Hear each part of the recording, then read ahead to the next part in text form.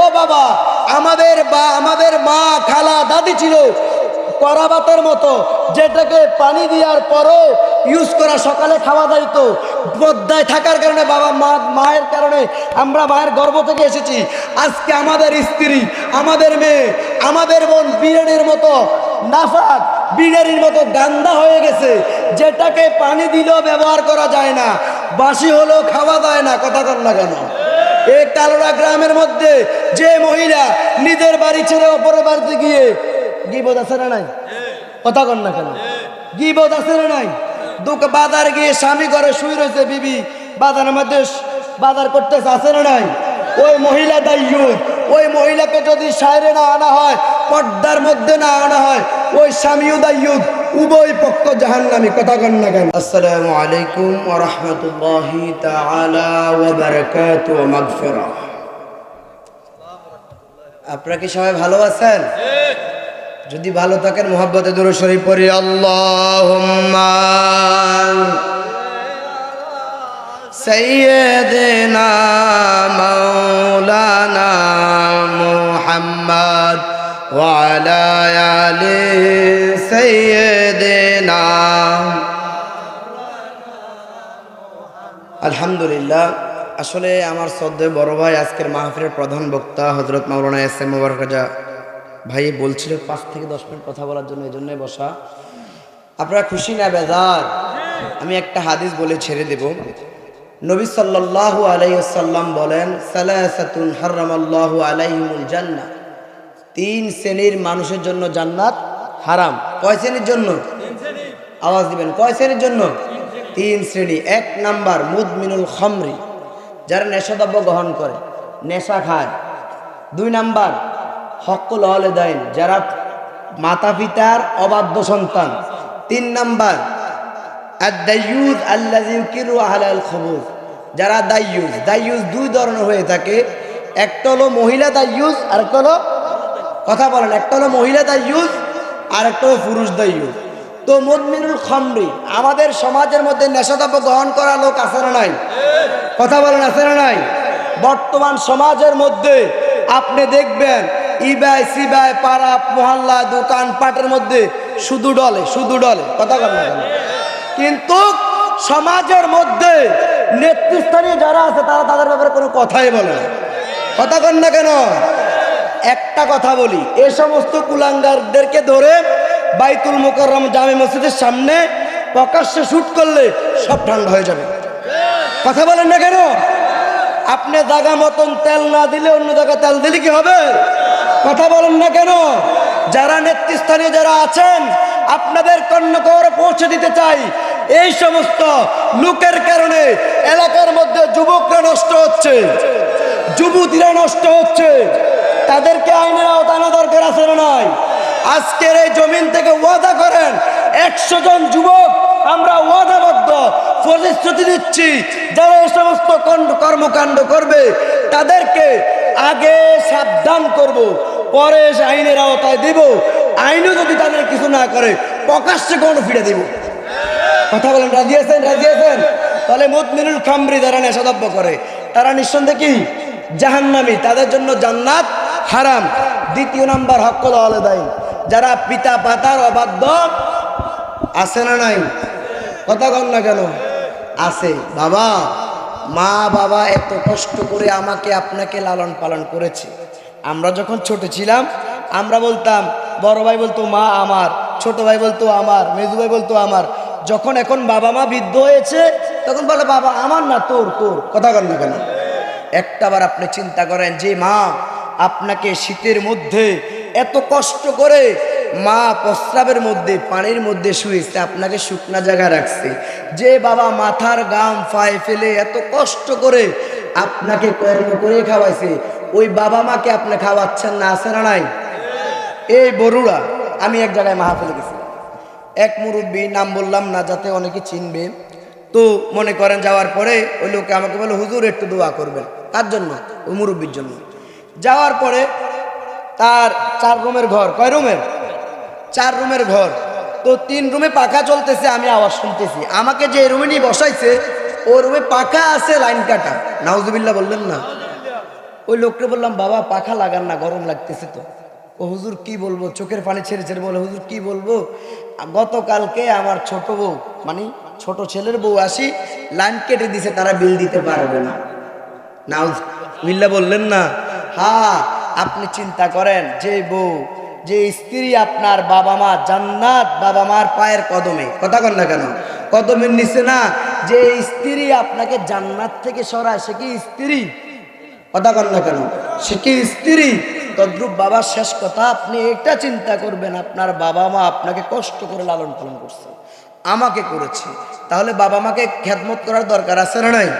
তাহলে যারা বাবা মার কথা অবাধ্য খেদমত করে না তারা কি? জাহান্নামী। 3 নাম্বার আদ-দায়্যুস আল্লাযী ইউকিরু আলা আল-খুবুস। নবীজি বলে যারা দায়্যুস জিয়ে রাখে তারা জাহান্নামী। নাউযুবিল্লাহ কন। প্রথম নাম্বার দায়্যুস পুরুষ এবং মহিলা, 2 ধরনের দায়্যুস। যেমন পুরুষ দায়্যুস কে? নিজের স্ত্রী, নিজের মা, নিজের বোন, নিজের মেয়ে বেপরদা চলে, ডাক দেয় না, সেও পুরুষ কি? দায়্যুস। আর ওই মহিলা তো দায়্যুস, সে কে বাবা, কে মা, কে দেওর, কে খালতো ভাই, সবার লোক হাসি খুশি চলে, আছে না নাই? কথা বলেন, আছে না নাই? আচ্ছা, আপনারা যারা মুরব্বী আছেন, আগে আমাদের বাবা মা বা আমরা যখন রাতে খাবার খাইতাম, করাবাত আছে না, করাবাত, এটাকে আমরা কি দিতাম? করাবাতের মতো কি দিতাম? কথা বল না, পানি দিতাম। সকালে এটাকে ধুয়ে হয়তো আলু ভরতাম, নয়তো আলু ভাজি, নয়তো একটা ডিম ভেজে করে আমরা কি করতাম? ভাতটা খাইতাম। কথা বল না কেন? আচ্ছা, আজ পর্যন্ত শুনেছেন বিরিয়ানি এই কালোরা গ্রামের মধ্যে রাতে বিরিয়ানির মধ্যে পানি দিতে? কথা বল না কেন? বা বিরিয়ানিটা একটু বাসি হয়ে গেছে, এটাকে ধুয়ে খাইতে? কথা বলেন না কেন? ও বাবা, আমাদের মা, খালা, দাদি ছিল করাবাতের মতো, যেটাকে পানি দেওয়ার পরও ইউজ করা, সকালে খাওয়া যাইত। পদ্মায় থাকার কারণে বাবা মায়ের কারণে আমরা মায়ের গর্ভ থেকে এসেছি।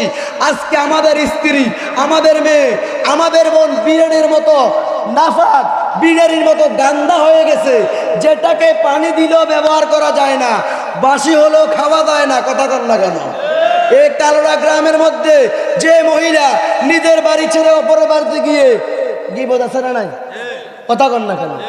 গিবত আছে না নাই? বাজার গিয়ে স্বামী ঘরে শুয়ে রয়েছে, বিবি বাজারের মধ্যে বাজার করতেছে, আছে না নাই? ওই মহিলা দায়্যুস। ওই মহিলাকে যদি সাইরে না আনা হয়, পর্দার মধ্যে না আনা হয়, ওই স্বামীও দায়্যুস, উভয় পক্ষ জাহান্নামী। কথা কন না কেন? তাহলে হাত তোলেন, হাত তোলেন, আমার সাথে ওয়াদা করেন। নারে তাকবীর, নারে রিসালাত, আহলে সুন্নাত ওয়াল জামাত। আয় আল্লাহ, আমরা ওয়াদা করতেছি, আমার কথা কনা, আল্লাহ আমরা ওয়াদা করতেছি, আমরা জাহান্নামের আগুন থেকে বাঁচবো, আমাদের পরিবারকে বাঁচাবো ইনশাআল্লাহ। বলেন আমিন। তাহলে দায়্যুস হওয়া যাবে? কথা কনা, হবে, যাবে। যেমন এক আল্লাহর ওলি, এই কথা বলে শেষ, এক আল্লাহর ওলি সবসময় মুরাকাবা করতেন। কি করতেন? মুরাকাবা করতেন, ধ্যান করতেন। তো আল্লাহর ওলির স্ত্রী, সবাই বিয়ে করছে না, না আল্লাহর ওলিরা বিয়ে করে না। আল্লাহর স্ত্রী যাই কয়, স্বামী আপনার জন্য খাবার আনছে। উনি কি করলো, ফ্যাট ভরি খাবার খাইতে এসে হঠাৎ করে মনে হচ্ছে, আরে নদীর ওই পারে আমার একজন আল্লাহর ওলি আরেকজন বন্ধু আছে, সে আজকে অনেকদিন খাবার খায় না। কি করে না? খাবার খায় না। তখন বিবিকে স্বামী বলতেছে, ধরো এই টিফিন বক্সটা নিয়ে নদী পার হয়ে আমার কাছে দিয়ে যাও, ওই বন্ধু আল্লাহর ওলিকে দিয়ে এসো। আচ্ছা, এখন নদী পার হতে নৌকা দরকার আছে না নাই? কথা কন না।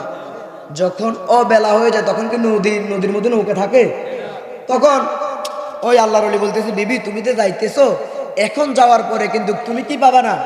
নৌকা। তো তুমি বলিও আমি এমন একজন আল্লাহর ওলির কাছ থেকে এসেছি যে জীবনে বিয়ে করছে, স্ত্রীর সাথে কাম করে না, সক্ষমতা করে নাই, কিন্তু ওনার ছেলে সন্তান কয়জন?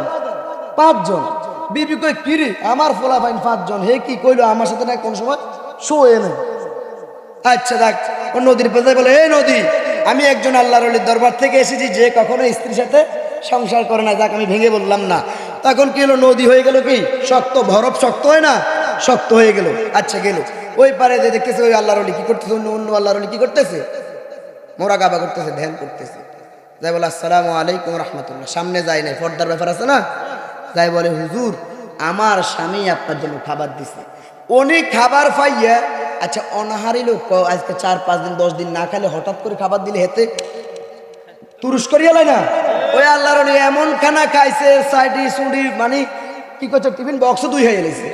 এবার কয় হুজুর আচ্ছা আমি আসি। কয় দাঁড়াও, তুমি তো এখন নদী পার হইবা, নদী পার হইবা দে, এখন তো নৌকা পাইতা না, তুমি বলিও নদীর কাছে, এই নদী আমি এমন একজন আল্লাহর ওলির দরবার থেকে এসেছি যে ওলি কখনো খাবার খায় নাই। মহিলা কয় কিরে কি কারবার, একজনে কয় আসিল না আমার লগে, আমার হলাম 7 জন, আবার এতে মাত্র খানা খাইলো, কয় খায় না তো গেল, যাক বেড়ে যাই। এবার ওই স্বামীরে কয় আচ্ছা আপনি একটা প্রশ্ন করি। কন না, কয় আপনি দিয়ে কইলেন আপনি আমার সাথে সংসার করেন ন, তো হলাম এগুন কার? আল্লাহর কসম বেবি, যতক্ষণ যখন যখন আমি তোমার বিছানায় গেছি আমি চিন্তা করে তুমি আমার স্ত্রী, এটা তোমার হক, আমি খায়সিয়তের কারণে যাই নাই। আল্লাহ বলেছে স্ত্রীর হক আদায় করো, স্ত্রীর হক আদায় করতে গিয়েছি, আমার নিজের খায়েশ করতে যাই নাই, এজন্য বলেছি আমি তোমার সাথে সংসার করি নাই। আর যে আল্লাহর ওলি বলেছে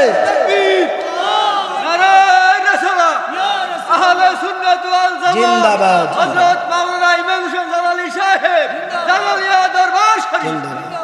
তো যে আল্লাহর ওলি বলেছে আমি খাবার খাই নাই, উনি খাবার খায় নাই, আসলে বিবি সে খাবার ঠিক খাইছে কিন্তু সে পেটের জন্য খায় না, তার ভিতরে আছি আমি এই খাবারটা খাইলে আমার ভিতরে শক্তি সঞ্চালন হবে, আমি এটা দিয়ে আমল করব, আল্লাহর কুদরতি কদমে সেজদা দেব, নামাজ পড়ব। সুবহানাল্লাহ বলেন। তাহলে আপনি দেখেন যারা আল্লাহর ওলি হবে তাদের চিন্তা চেতনা কি আমাদের মতো? আসছে 24, 25, 26, 24, 25, 26 ঢাকা দাওয়াত ইসলামীর ইজতেমা। কোন জায়গায়? আশিয়ান সিটিতে। আশিয়ান সিটিতে 24, 25, 26 3 দিন ব্যাপী সুন্নতে বড়া ইজতেমা। আপনারা যারা যাবেন, আমাদের মুজাফফরগঞ্জ থেকে গাড়ি যাবে, আমাদের মাওলানা এসএম মোবারক রাজা ভাই আছে, আমি আছি, আমরা যারা আছি যোগাযোগ করবেন ইনশাআল্লাহ। আমরা সুন্নতে বড়া ইজতেমা যাওয়ার চেষ্টা করবো, সকলে বলুন আমিন। যে কথাগুলো বলেছি ভালোগুলো আল্লাহ রাসূলের পক্ষ থেকে, খারাপগুলো আমি নাফরমানের পক্ষ থেকে। ওয়া আখিরু দাওয়ানা আলহামদুলিল্লাহি রাব্বিল আলামিন। আসসালামু আলাইকুম।